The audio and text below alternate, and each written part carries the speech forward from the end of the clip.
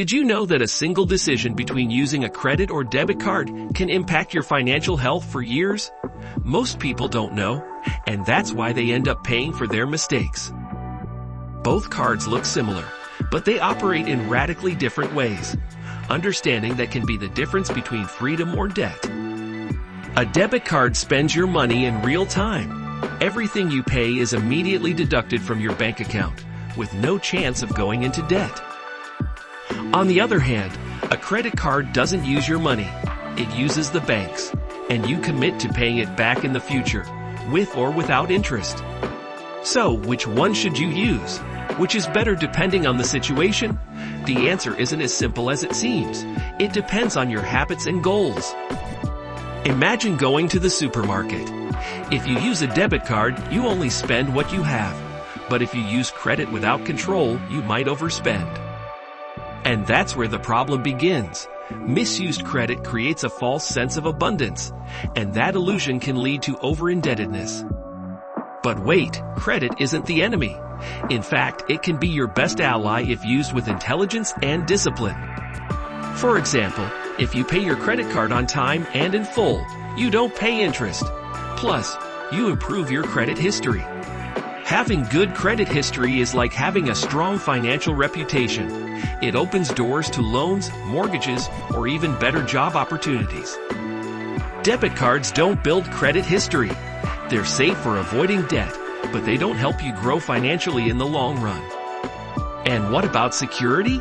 If your debit card is stolen and someone accesses your account, they can drain it before you notice. In contrast, with a credit card, the money isn't yours. If there's fraud, you can report it, and the bank temporarily absorbs the loss. This makes credit cards safer for online purchases. Some even offer purchase protection or extended warranties. Also, many credit cards offer rewards, miles, points, cashback, or promotions. That's something a debit card can't give you. But be careful. Those benefits only matter if you pay your full balance every month. If not, interest can wipe out any gains.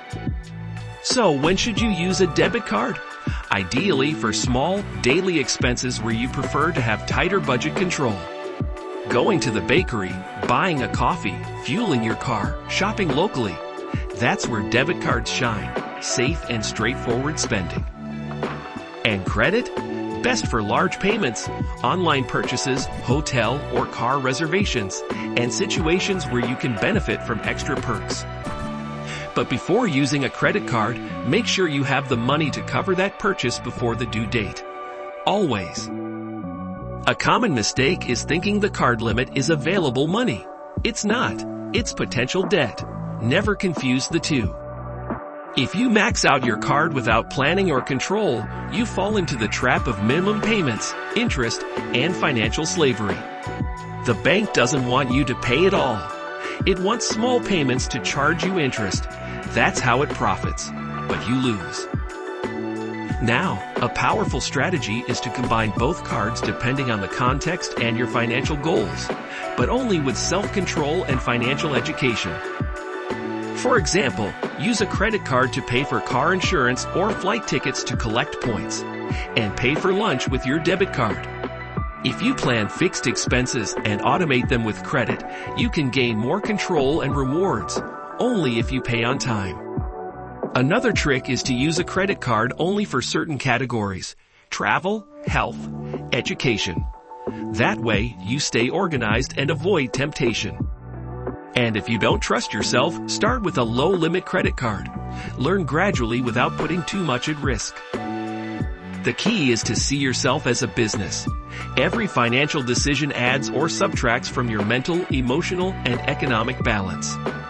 Another big difference between debit and credit is the psychological impact. With debit, the pain of spending is immediate. You see it leave your account, and it hurts more. With credit, the pain is delayed. You pay later. And that makes it easier to overspend because you don't feel the impact in the moment. That delay between consumption and payment can be dangerous if you don't track your expenses. You can rack up debt without realizing it. That's why many people fall into the minimum payment cycle. They feel relieved not paying at all, but interest doesn't forgive. Sometimes those interest rates go from 20 to 50% a year. That's more than many profitable investments. The bank wins, you lose. That's why if you choose to use a credit card, become a strategic user. Pay on time, avoid interest, and take advantage of the perks. It's not about fearing credit. It's about understanding how the game works and using the rules to your advantage. A great habit is checking your statements weekly. That way you can detect errors, fraud, or habits you need to fix. You can also use financial tracking apps. Link your cards and see where your money goes. That kind of awareness is powerful. Because the key isn't just choosing between credit or debit. It's about how you manage your money, your emotions, and your self-control. Now, if you're just starting your financial journey, a debit card is a great ally. It helps you build awareness and discipline. Once you feel confident in your finances, you can add a credit card as a tool to strengthen your credit and earn some benefits. Don't forget that many credit cards come with hidden costs, annual fees, cash advance charges, late fees. Always read the contract. Ask the bank questions. Compare offers. Not all cards are created equal, and details make the difference. If you use credit responsibly, you might even finance some purchases with no interest by using special installment promotions. But remember, those promos only work if you avoid other debts. Otherwise, you'll lose control of your payment schedule. Imagine 5 purchases on installments, each with different due dates. Can you pay them all on time? Or will you drown in due dates? Financial education is your best insurance. Knowing how the system works keeps you out of traps that others don't even see. Remember, the bank is not your friend. It's a business that profits when you mess up. Your defense is knowledge and planning. Sometimes it's better not to have a credit card if you know you lack control. Don't enter a war if you don't know how to use the weapons. Other times, a credit card can help you move forward, especially if you stay organized and use it with strategic intelligence.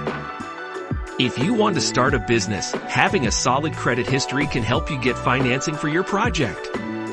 But if you're already in credit card debt, first stop the cycle. Stop using the card, make a plan, and start paying more than the minimum. Financial freedom starts when you take back control of your decisions, and every purchase is a decision that brings you closer or further from that goal. It's not just about saving. It's about spending with intention, using every dollar as a tool to build the life you truly want. A card is neither good nor bad by itself. It's neutral. Its effect depends on how you use it, based on your purpose and awareness. That's why the answer to credit or debit isn't one size fits all.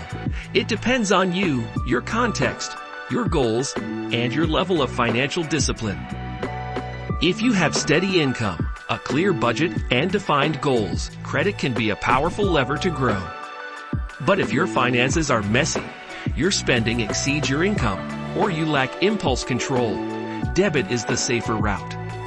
No one taught you this in school, but it's essential for peace of mind and building long-term wealth. Now you know when to use each one. Debit card, control, safety, real limit. Credit card, strategy, rewards, calculated risk. Combine them wisely. Use Debit for daily life and credit for opportunities you can pay off before the billing cycle ends. And don't forget, if you're using credit, that money is not yours. It's borrowed, and borrowed under terms. Always play in your favor. You decide if your card becomes a key to financial freedom or an invisible chain that limits you for years.